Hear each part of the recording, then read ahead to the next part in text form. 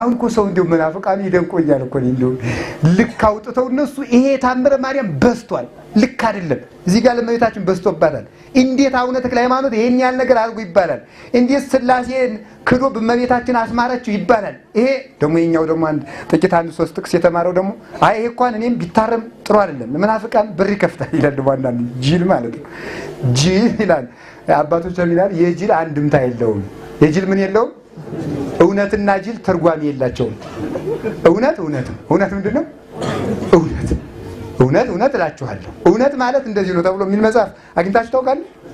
እውነት ጅልም ጅል ነው በቃ ጅል በቃ የሚጠቅመውን የሚረባውን የማያውቁ ዝም ብሎ ደርሶ ለቅዱሳን ታምር ልክ ሲያወጣ ለምቤታችን ታምር ልክ ሲያወጣ ለቃል ኪዳን እሱ ድንበር ሲያበጅ